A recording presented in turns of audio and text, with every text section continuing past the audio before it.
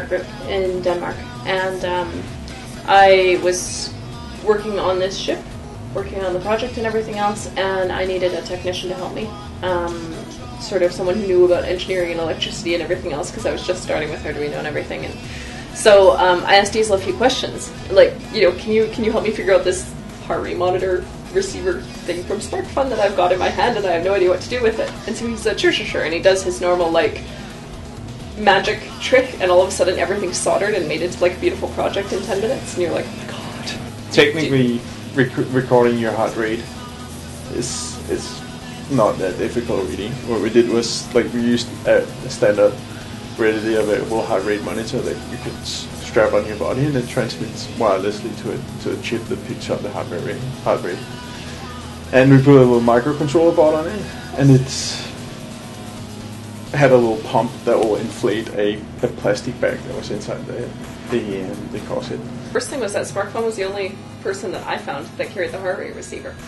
So then it was like, okay, you know, and we knew about you guys because you're kind of like doing these cool projects and stuff, and we had done a previous project with the art group with Illutron, doing this ladies and men's room mix-up, right?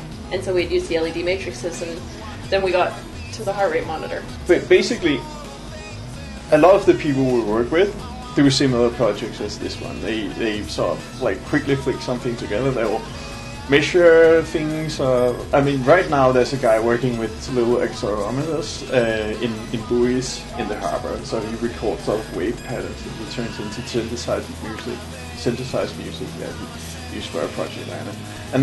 And people are constantly using these little devices, and SparkFun is very much the go-to place to get stuff like that. So, and it's nice always been like, the first thing you do is when you get an idea, you go in and check what is available, and everybody has just been doing that all the time.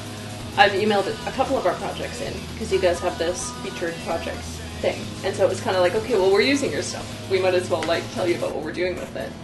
And yeah, it was great to get the email, reading it through and figuring out all the insane flight plans. It's been amazing. I mean, it's been like, what, 48 hours of complete insanity. It's been so good.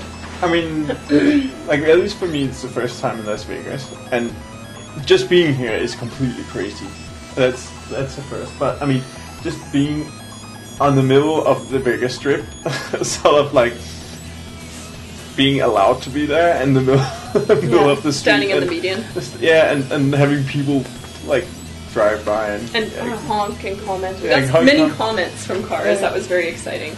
But I mean, it's been, I think the best part, like the photo shoot was great, but you know, it's fantastic to do this and to show off the technology and to do it in a fun way. You know, the whole idea behind the corset in the beginning was to do something like sexy with electronics, right? Like I remember when I presented it to my class, they had a heart attack because they were like, oh my god, wearing, because I worked in class, of course. And then the teachers were like, what have you done with interaction design? You know, like, oh god. So this has been so much fun because, I mean, you know, we have a suit with tails and the corset and this whole sort of burlesque look and technology all rolled into one. And I think the best part about, you know, being here with you guys is just being able to talk. I mean, we've all been talking non-stop about horrible geekiness, and it's been wonderful. It's been great to share ideas and everything.